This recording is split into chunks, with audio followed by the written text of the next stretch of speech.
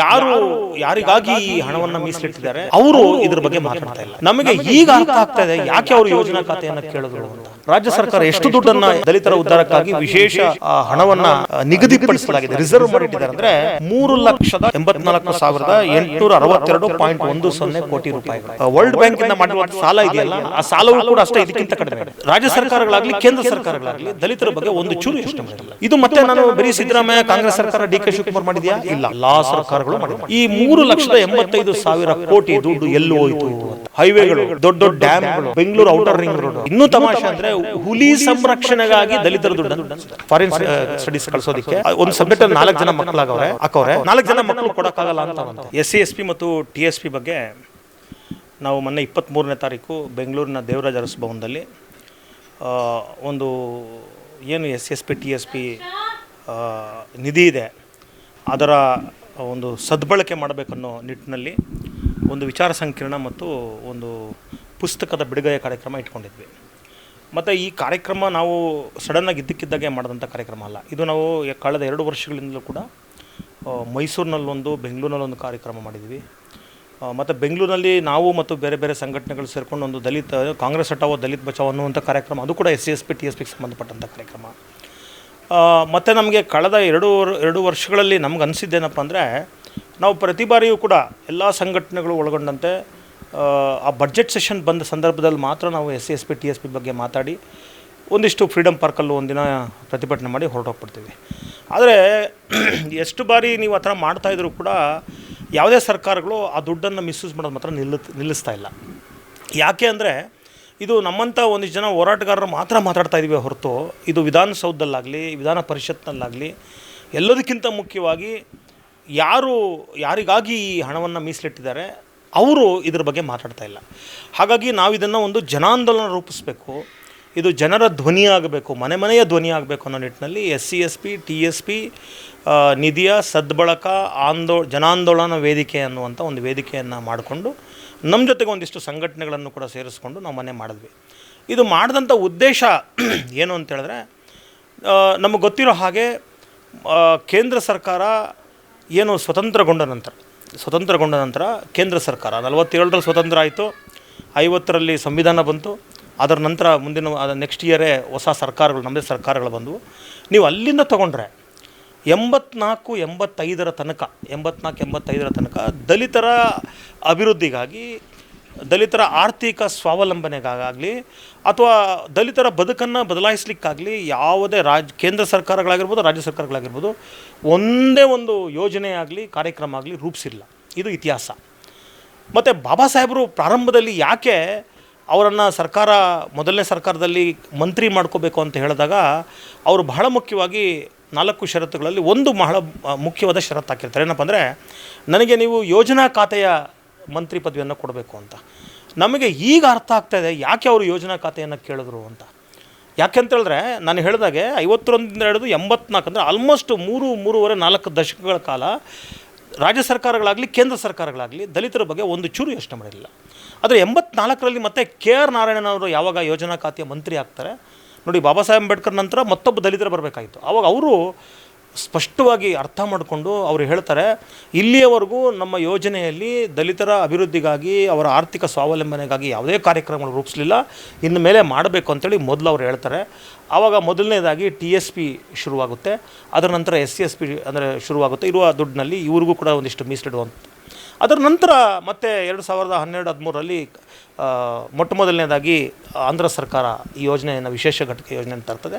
ಅದರ ನಂತರ ಸಿದ್ದರಾಮಯ್ಯ ಅವರು ಮುಖ್ಯಮಂತ್ರಿ ಆದಾಗ 2013-14ರಲ್ಲಿ SC/ST TSP ಒಂದು ಕಾಯ್ದೆಯನ್ನೇ ತರ್ತಾರೆ. ಅಂದರೆ ಆ ದುಡ್ಡನ್ನು ಇರುವ ಬಜೆಟ್ ಒಳಗೆ ಇವರ ಜನಸಂಖ್ಯೆಗೆ ಅನುಗುಣವಾಗಿ ಏನು 24% ಇದ್ದಾರೆ ಅಷ್ಟು ದುಡ್ಡನ್ನು ಇರುವ ಬಜೆಟ್ನಲ್ಲಿ ಮೀಸಲಿಡಬೇಕು ಅಂತೇಳಿ. ಅದು ಮತ್ತೆ 14ರಲ್ಲಿ ಜಾರಿಗೆ ಬರ್ತದೆ. 2014ನೇ ಇಸ್ವಿಯಲ್ಲಿ ಅದು ಆ್ಯಕ್ಟ್ ಆಗಿ ಜಾರಿಗೆ ಬರ್ತದೆ. ನಿಮಗೆ ಬಹುಶಃ ನಾನು ಅಲ್ಲಿಂದ ನಮಗೆ ಮೀಸಲಾದಂಥ ಹಣದ ಒಂದು ಅಂಕಿಅಂಶಗಳನ್ನು ಕೊಟ್ಟರೆ ನೀವೆಲ್ಲರೂ ಒಂಥರ ಆಶ್ಚರ್ಯ ಆಗುತ್ತೆ. ಅಂದರೆ ನೋಡಿ, 2014-15ರಲ್ಲಿ 15,894.66 ಕೋಟಿ. ಎಷ್ಟು? 15,000 ಅಂದರೆ ಹತ್ರ 16,000 ಕೋಟಿ 2014-15ನೇ ಸಾಲಲ್ಲಿ ರಾಜ್ಯ ಸರ್ಕಾರ ನಿಗದಿ ಮಾಡ್ತದೆ. ಇಷ್ಟು ದುಡ್ಡನ್ನು ದಲಿತರ ಉದ್ಧಾರಕ್ಕಾಗಿ ಮಾಡಬೇಕು ಅಂತ. ಇದು ನೀವು ನೋಡಿದಾಗ ಪ್ರತಿ ವರ್ಷವೂ ಕೂಡ 14ರಿಂದ 15 ಹಿಡಿದು ಪ್ರತಿ ವರ್ಷ ಅದು ಹೆಚ್ಚಿಗೆ ಆಗ್ತಾ ಆಗ್ತಾ ಆಗ್ತಾ ಆಗ್ತಾ ಆಗ್ತಾ 2026-27 ಈ ವರ್ಷ ಇದೆಷ್ಟಾಗಿದೆ SC/ST ದುಡ್ಡು ಅಂತ ಹೇಳಿದ್ರೆ 44,631.56 ಕೋಟಿಗಳು. SC/ST ಎರಡೂ ಸೇರಿ ಅಂದರೆ 14-15ರಿಂದ ಹಿಡಿದು 26-27 ನಡುವೆ ರಾಜ್ಯ ಸರ್ಕಾರ ಎಷ್ಟು ದುಡ್ಡನ್ನು ದಲಿತರ ಉದ್ಧಾರಕ್ಕಾಗಿ ವಿಶೇಷ ಹಣವನ್ನು ನಿಗದಿಪಡಿಸಲಾಗಿದೆ, ರಿಸರ್ವ್ ಮಾಡಿಟ್ಟಿದ್ದಾರೆ ಅಂದರೆ 3,84,862.10 ಕೋಟಿ ರೂಪಾಯಿಗಳು. ಅಂದರೆ ಆಲ್ಮೋಸ್ಟ್ 3,85 ಲಕ್ಷ. ಇದು ಅನೇಕ ರಾಜ್ಯಗಳ ಬಜೆಟ್. ಇತ್ತೀಚೆಗೆ ಕೇಂದ್ರ ಸರ್ಕಾರ ವರ್ಲ್ಡ್ ಬ್ಯಾಂಕಿಂದ ಮಾಡಿರುವಂಥ ಸಾಲ ಇದೆಯಲ್ಲ, ಆ ಸಾಲವೂ ಕೂಡ ಅಷ್ಟೇ ಇದಕ್ಕಿಂತ ಕಡಿಮೆ ಇದೆ. ಒಂದು ದೇಶ ಮಾಡಿರೋ ಸಾಲ ಅಷ್ಟು ದುಡ್ಡು ದಲಿತರಿಗಂತ ಮೀಸಲಿಟ್ಟಿದ್ದಾರೆ. ಆದರೆ ದುರಂತ ಅಂದರೆ ನಮ್ಗೆ ಇಲ್ಲಿವರೆಗೂ ಅರ್ಥ ಆಗದೆ ಇರೋದು, ಈ 3,85,000 ಕೋಟಿ ದುಡ್ಡು ಎಲ್ಲಿ ಹೋಯಿತು ಅಂತ. ನೀವು ಪ್ರಾರಂಭದಿಂದಲೂ ನೀವು ತಗೋತಾ ಬಂದರೆ ಪ್ರಾರಂಭದಿಂದನೂ ಕೂಡ ಅದು ಬೇರೆ ಬೇರೆ ಅಂದರೆ ಇದು ಬಹಳ ಮುಖ್ಯವಾಗಿ ಈ ಯೋಜನೆ ಜಾರಿಯಾಗುವ ಸಂದರ್ಭದಲ್ಲಿ ಈ ಯೋಜನೆಯ ಮುಖ್ಯ ಉದ್ದೇಶದಲ್ಲಿ ಹೇಳ್ತಾರೆ ಏನಪ್ಪ ಅಂದರೆ, ಈ ದುಡ್ಡು it is non divertible and non lapsable ಅಂತ. ಅಂದರೆ ಈ ದುಡ್ಡನ್ನು ಇವರ ಅಭಿವೃದ್ಧಿಗೆ ಬಿಟ್ಟು ಬೇರೆ ಯಾವುದಕ್ಕೂ ಜನರಲ್ ಪ್ರೋಗ್ರಾಮ್ಗೆ ಬಳಸಬಾರ್ದು. ಮತ್ತು ಉಳಿಕೆ ಹಣವನ್ನು ನೀವು ಆ ವರ್ಷ ಅದನ್ನು ಮುಗಿದೋಗಿದೆ ಅಂತ ಹೇಳೋಂಗಿಲ್ಲ, ಉಳಿದಿದ್ರೆ ಅದನ್ನು ಮತ್ತೆ ಮುಂದಿನ ವರ್ಷಕ್ಕೆ ಕಂಟಿನ್ಯೂ ಮಾಡಬೇಕು ಅಂತ ಹೇಳ್ತದೆ. ಆದರೆ ಇಲ್ಲಿ ನೋಡಿದಾಗ ಕಂಪ್ಲೀಟ್ ಕನ್ವರ್ಷನ್ ಅಂದರೆ ಡೈವರ್ಷನು ಬೇರೆ ಎಂಥ ಡೈವರ್ಷನ್ ಮಾಡಿದ್ದಾರೆ ಗೊತ್ತಾ? ಹೈವೇಗಳು, ದೊಡ್ಡ ಡ್ಯಾಮ್ಗಳು, ಬೆಂಗಳೂರು ಔಟರ್ ರಿಂಗ್ ರೋಡು. ಇನ್ನೂ ತಮಾಷೆ ಅಂದರೆ ಹುಲಿ ಸಂರಕ್ಷಣೆಗಾಗಿ ದಲಿತರ ದುಡ್ಡನ್ನು ಬಳಸಿದ್ದಾರೆ. ಅಂದರೆ ಹುಲಿಯನ್ನು ಕೂಡ ಇವರು SC/ST ಅಂತ ಟ್ಯಾಗ್ ಮಾಡಿಬಿಟ್ಟವ್ರೆ. ಹೀಗೆ ಅಂದರೆ ದೊಡ್ಡ ಡ್ಯಾಮ್ಗಳಿಗೂ ದಲಿತರಿಗೆ ಏನು ಸಂಬಂಧ? ಇವ್ರಿಗೆ ಭೂಮಿನೇ ಇಲ್ಲ, ಹೈವೇ ಇವೆಲ್ಲ ಜನರಲ್ ಬಜೆಟಲ್ಲಿ ಆಗಬೇಕಾಗಿರ್ತಕ್ಕಂಥ ಕಾರ್ಯಕ್ರಮಗಳು. ಆದರೆ ಇವರಿಗೆ ಮೀಸಲಿಟ್ಟಿದ್ದ ದುಡ್ಡನ್ನು ಇನ್ನು ನಿಮಗೆ ಗೊತ್ತಿರೋ ಹಾಗೆ ಕಳೆದ 3 ವರ್ಷಗಳಿಂದ ಅಂತೂ ಕಾಂಗ್ರೆಸ್ ಸರ್ಕಾರ ಅಧಿಕಾರಕ್ಕೆ ಬಂದ ಮೇಲೆ ಅಂತೂ ನೇರವಾಗಿ ಗ್ಯಾರಂಟಿ ಯೋಜನೆಗಳು ನಾವು ಕೇಳದೇ ಇದ್ದಂಥ, ನಾವು ಯಾವತ್ತೂ ಕೂಡ ಕೇಳಲಿಲ್ಲ ಗ್ಯಾರಂಟಿ ಯೋಜನೆಗಳು ನಮ್ಗೆ ಬೇಕು ಅಂಥೇಳಿ ಕಾಂಗ್ರೆಸ್ ಸರ್ಕಾರ ಓಟ್ ತಗೊಳ್ಳೋದಕ್ಕೆ ಅಂಥೇಳಿ ಒಂದು ಯೋಜನೆ ರೂಪಿಸಿ ನೋಡಿ. ಅದರಲ್ಲಿ ಕಳೆದ 2023ರಿಂದ ಹಿಡಿದು 26-27ವರೆಗೂ ಈ ವರ್ಷದವರೆಗೂ ಗೃಹಲಕ್ಷ್ಮಿ ಯೋಜನೆಯಲ್ಲಿ ಒಟ್ಟು 29,588 ಕೋಟಿ ಬಳಸ್ಕೊಂಡಿದ್ದಾರೆ. ಶಕ್ತಿ ಯೋಜನೆಗೆ 5,337 ಕೋಟಿ ಬಳಸ್ಕೊಂಡಿದ್ದಾರೆ. ಅನ್ನಭಾಗ್ಯ ಯೋಜನೆಗೆ 8,250 ಕೋಟಿ ಬಳಸ್ಕೊಂಡಿದ್ದಾರೆ. ಗೃಹಜ್ಯೋತಿಗೆ 10,203 ಕೋಟಿ ಬಳಸ್ಕೊಂಡವ್ರೆ. ಯುವನಿಧಿಗೆ 567,000 ಕೋಟಿ ಬಳಸ್ಕೊಂಡ್ರೆ ಒಟ್ಟು 53,946 ಕೋಟಿಗಳಷ್ಟು ದುಡ್ಡನ್ನು ಬಳಸ್ಕೊಂಡಿದ್ದಾರೆ. ಅಂದರೆ ಹೆಂಗಿದೆ ಅಂದರೆ ಈ ಯೋಜನೆ, ಸಿದ್ದರಾಮಯ್ಯವರು ಎಲ್ಲರೂ ಯಾವಾಗಲೂ ಹೇಳ್ತಾ ಇರ್ತಾರೆ, ಈ ಯೋಜನೆ ನನ್ನ ತಂದಿದ್ದು, ಈ ಯೋಜನೆ ನಾನು ನಿಮ್ಮೆಲ್ಲ ಗೌರವ ಇದೆ ತಂದಿರೋದಕ್ಕೆ. ಆದರೆ ಹೆಂಗಿದೆ ಈ ಯೋಜನೆ ಕತೆ ಅಂದರೆ, ಈ ಬಲಗೈ ಲಿಂಕ್ ಕೊಟ್ಬಿಟ್ಟು ಎಡಗೈಲಿ ಕಿತ್ಕೊಳ್ಳೋಂಗೆ ಯೋಜನೆಯನ್ನು ತಂದ್ರಿ. ಆದರೆ ದುಡ್ಡು ಎಲ್ಲಿ ಬಳಕೆ ಆಗಿ ಮಾಡಿದ್ದೀರಿ ಸ್ವಾಮಿ ನೀವು? ಒಂದೇ ಒಂದು ಉದಾಹರಣೆ ಕೊಡ್ತೀನಿ ನಿಮಗೆ.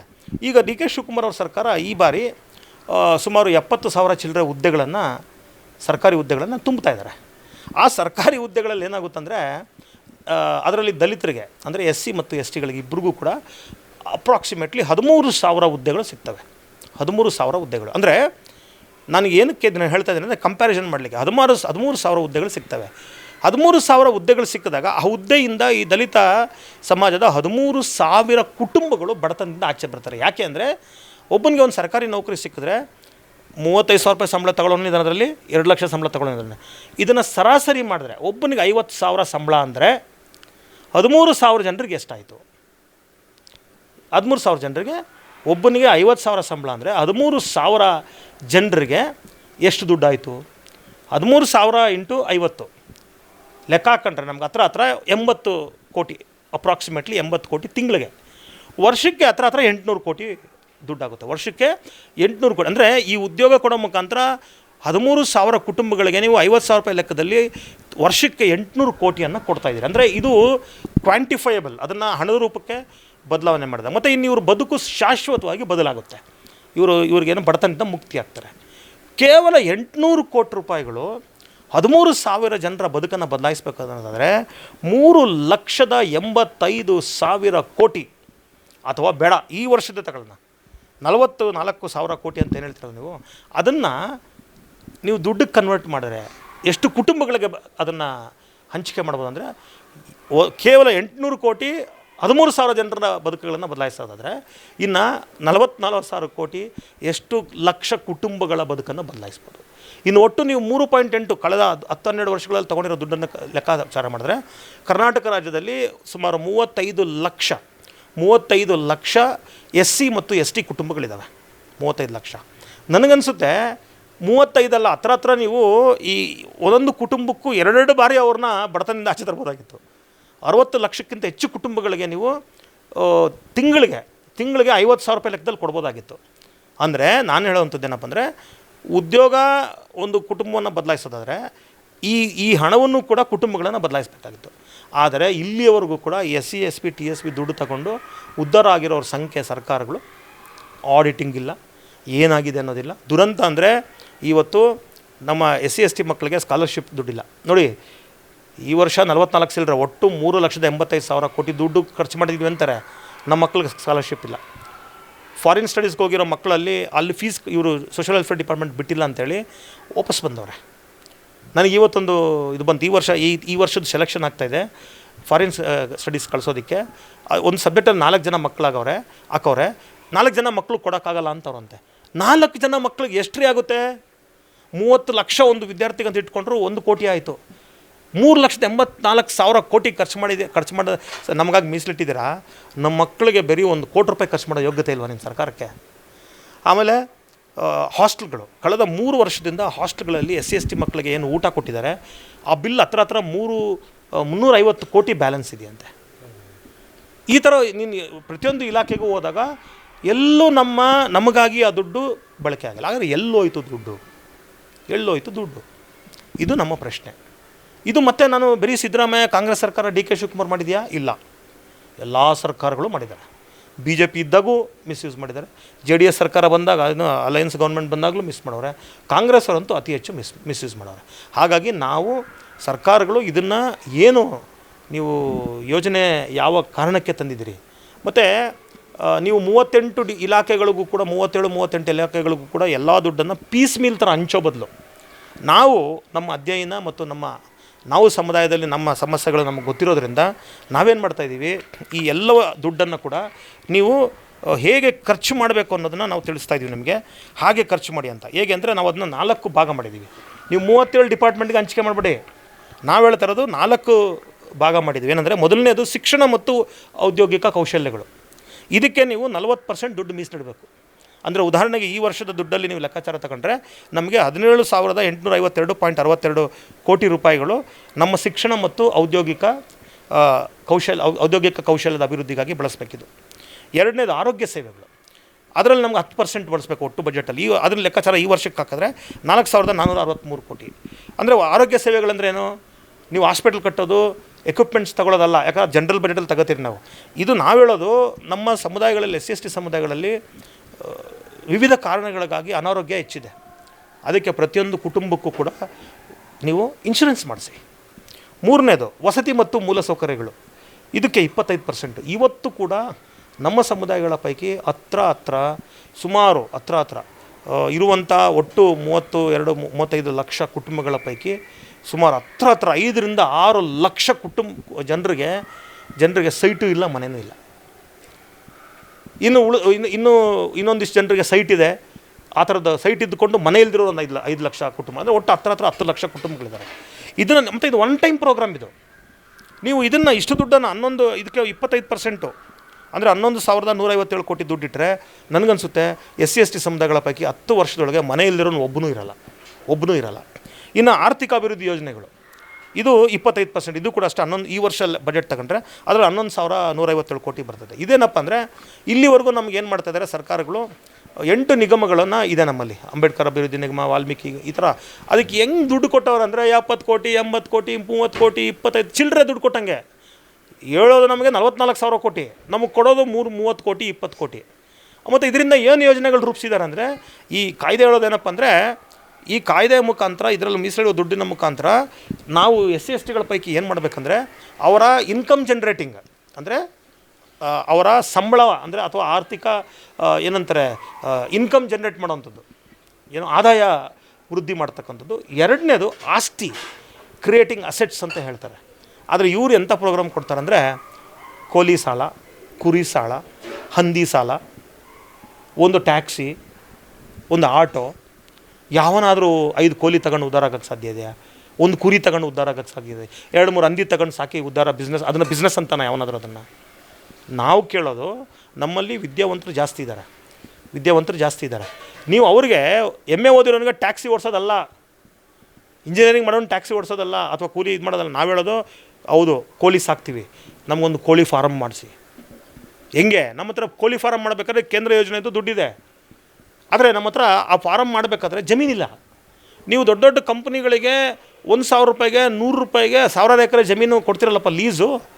ನೀವು ನಮ್ಮ ಹುಡುಗರು ದಲಿತ SC/ST ಮಕ್ಕಳಿಗೂ ಕೂಡ ನೀವು ಸರ್ಕಾರದಿಂದ ಯಾರು ಈ ಥರ ಉದಾಹರಣೆಗೆ ಕೋಳಿ ಫಾರಮು, ಕುರಿ ಫಾರಮು, ಹಸು ಫಾರಮ್ ಮಾಡಬೇಕಂತಿರೋನಿಗೆ 2 ಎಕರೆ ನೀವು ಅವರಿಗೆ ಲೀಸ್ ಕೊಡಿ.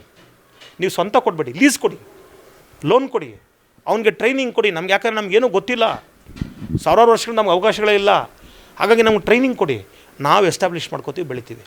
ಒಂದು ಟ್ಯಾಕ್ಸಿ ಅಲ್ಲ, ನಾವು ಒಂದು ಟ್ರಾವೆಲ್ಸ್ ಮಾಡ್ತೀವಿ, ಒಂದು 5-10 ಟ್ಯಾಕ್ಸಿ ಕೊಡಿಸಿ.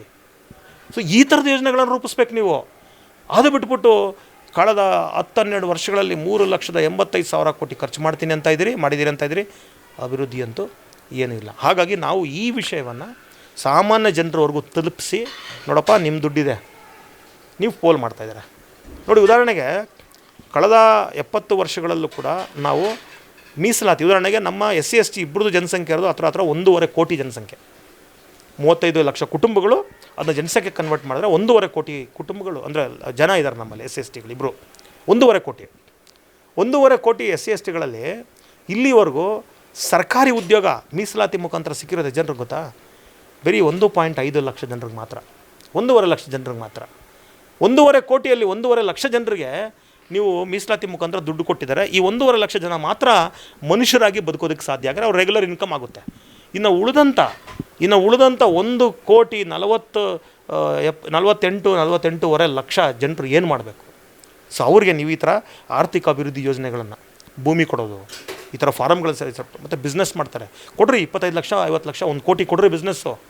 ನೀವು ಒಂದು 50,000 1,000 ಸಾಲ ಕೊಟ್ಬಿಟ್ಟು ಯಾವ ಬಿಸ್ನೆಸ್ ಮಾಡೋಕ್ಕಾಗುತ್ತೆ? ಸೊ ಇದನ್ನು ನಾವು ಕೇಳಬೇಕು ಸರ್ಕಾರಕ್ಕೆ ಅಂತ ಹೇಳಿ ನಾವು ಈ ಮೊನ್ನೆ ಕಾರ್ಯಕ್ರಮ ಶುರು ಮಾಡಿದ್ದೀವಿ. ಇದೊಂದು ದೊಡ್ಡ ಜನಾಂದೋಲನ ಮಾಡ್ತಾಯಿದ್ದೀವಿ. ಈಗ ನಾವು ಇದನ್ನು ನೆಕ್ಸ್ಟ್ ಜಿಲ್ಲಾ ಮಟ್ಟಕ್ಕೆ, ತಾಲೂಕು ಮಟ್ಟಕ್ಕೆ ಕೂಡ ತೊಗೊಂಡೋಗ್ತಾಯಿದ್ದೀವಿ. ಇದು ದೊಡ್ಡ ಆಂದೋಲನ ಮಾಡಿ ಇದು ಪ್ರತಿಯೊಂದು ಮನೆಯ ಕೂಗಾಗಬೇಕು. ಮತ್ತು ಇದು ಕಂಪ್ಲೀಟ್ ನಾನ್ ಪೊಲಿಟಿಕಲ್, ಯಾವುದೇ ಪಕ್ಷದವನ್ನು ಟೀಕೆ ಮಾಡಲಿಕ್ಕೆ ಅಥವಾ ಸಪೋರ್ಟ್ ಮಾಡಲಿಕ್ಕೆ ಮಾಡ್ತಾರೋ ಕಾರ್ಯಕ್ರಮ ಅಲ್ಲ. ಯಾವ ಪಕ್ಷದವ್ರು ಬೇಕಾದ್ರೂ ನನ್ನ ಜೊತೆಗೆ ಬಂದು ಸಪೋರ್ಟ್ ಮಾಡ್ತೀನಿ ಅಂದರೆ ನಾವು ವೆಲ್ಕಮ್ ಮಾಡ್ತೀವಿ. ಯಾಕಂದರೆ ಇದು ಸಮುದಾಯದ ಪ್ರಶ್ನೆ, ಇದು ರಾಜಕೀಯ ಪಕ್ಷಗಳ ಪ್ರಶ್ನೆ ಅಲ್ಲ. ನೀವು ಯಾವುದೇ ರಾಜಕೀಯ ಪಕ್ಷಗಳಲ್ಲಿ ಇದ್ದುಕೊಳ್ಳ್ರಿ, ಆದರೆ ಈ ಇಶ್ಯೂಗೆ ಮಾತ್ರ ಬಂದು ನೀವು ಸಪೋರ್ಟ್ ಮಾಡಲೇಬೇಕು. ಯಾಕಂದರೆ ನಾವು ಕೇಳ್ತಾ ಇರೋದು ಸಮುದಾಯದ ಆರ್ಥಿಕ ಅಭಿವೃದ್ಧಿಗೆ. ಮತ್ತು ಇದೊಂದು ಐತಿಹಾಸಿಕ ಕಾರ್ಯಕ್ರಮ ಇದೆ. ಯಾಕೆಂದರೆ ಇಲ್ಲಿ ಕಳೆದ 80 ವರ್ಷಗಳಲ್ಲಿ ಇಲ್ಲಿಯವರೆಗೂ ನಾವು ಬೇರೆ ಹೋರಾಟಗಳು ಮಾಡಿದ್ದೀವಿ. ಏನು ಜಾತಿ ಅಸ್ಪೃಶ್ಯತೆ ನಿವಾರಣೆ ಮಾಡಿ, ನಮಗೆ ಮನೆ ಕೊಡಿ, ಅದು ಕೊಡಿ, ಇದು ಕೊಡಿ. ಇದು ಆರ್ಥಿಕ ಸಬಲೀಕರಣಕ್ಕೆ ಮಾಡ್ತಾ ಇರ್ತಕ್ಕಂಥ ಒಂದು ಮೊಟ್ಟ ಮೊದಲನೇ ಐತಿಹಾಸಿಕ ಹೋರಾಟ. ಹಾಗಾಗಿ ಇದಕ್ಕೆ ಎಲ್ಲರೂ ಬೆಂಬಲ ಕೋರ್ತಾ ನಾವು ಕಾರ್ಯಕ್ರಮ ಮಾಡಿದ್ವಿ. ದೊಡ್ಡ ಸಂಖ್ಯೆಯಲ್ಲಿ ಸೇರಿದ್ರು, ಚೆನ್ನಾಗಾಗಿದೆ. ಇದನ್ನ ರಾಜ್ಯ ಮಟ್ಟದಲ್ಲಿ ತೊಗೊಂಡೋಗ್ತಾ ಇದ್ದೀವಿ.